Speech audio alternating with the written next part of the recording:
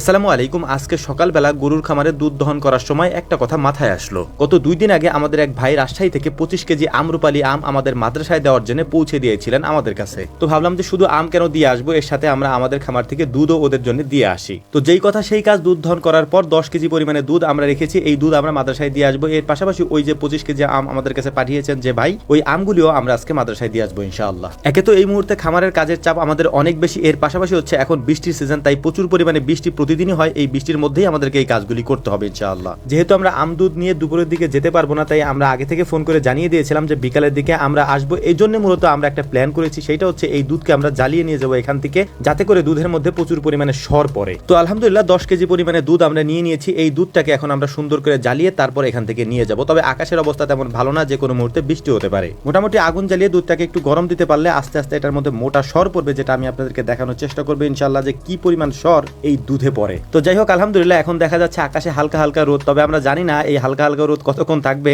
দেখা গেল আমরা চুলাটা জ্বালানোর পরে ঝুম বৃষ্টি শুরু হলো, তখন আমাদেরকে এটা নিয়ে যেতে অনেক কষ্ট হবে, কারণ এখান থেকে সরাইতেও কষ্ট হবে। চুলাটা অনেক বড়, পাত্রটাও অনেক বড়। তবুও আমরা এটা শুরু করেছি আলহামদুলিল্লাহ। দেখা যাক বৃষ্টির অবস্থা কি হয়। দুধ দেওয়ার পর দ্রুত আমরা ঝাল দেওয়ার চেষ্টা করতেছিলাম, যাতে করে বৃষ্টি আমাদের ধরতে না পারে, বৃষ্টির আগেই কাজগুলি আমরা শেষ করতে পারি। এছাড়াও হচ্ছে যে আমাদের যে ভাই আমাদেরকে আমগুলি পাঠিয়েছেন, ভাই আমগুলি পাঠানোর পরে আমরা ওই ক্যারেক্টার খুলে দেখিনি, কারণ এটা যেহেতু মাদ্রাসার জন্য পাঠানো হয়েছে, তাই আমি চিন্তা করেছিলাম যে এটা একবার ওদের হাতে দিয়ে আসবো। আমটা মূলত পাঠিয়েছিলেন যুব এগ্রো থেকে। আপনারা হয়তো অনেকেই ভাইকে চিনবেন, উনি একজন জনপ্রিয় ইউটিউবার। ওনার ইউটিউবে একটা চ্যানেলও আছে যুব এগ্রো নাম করে। তো ওই ভাই আমাদেরকে মাঝে মাঝে আম পাঠান। তো এই আমগুলি মূলত হচ্ছে উনি পাঠিয়েছেন মাদ্রাসা ছাত্রদের জন্য, মূলত এই জন্য আমরা আর খুলিনি আমের ক্যারেটটি। তবে ইন্টারেস্টিং একটা ঘটনা ঘটেছে, সেটা হচ্ছে আমের ক্যারেটটি যখন আমরা নিয়ে আসি, তখন দেখলাম যে আমের ক্যারেটের এক কোণা দিয়ে ছিদ্র করা, অর্থাৎ এখান থেকে হয়তো হাত দিয়ে কেউ আম নিয়েছে। মনে মনে চিন্তা করতেছিলাম, এতিমের এই জিনিস যারা খেয়েছেন আল্লাহ তাআলা তাদের সাথে কি আচরণ করবেন আল্লাহ তাআলাই ভালো জানেন সেটা। তো যাই হোক, আমরা যখন এই কাজগুলি করতেছিলাম তখনই দেখলাম যে বৃষ্টি শুরু হয়ে গিয়েছে। তবে বৃষ্টির পরিমাণ কম থাকার কারণে আমরা এখানে দুধের যে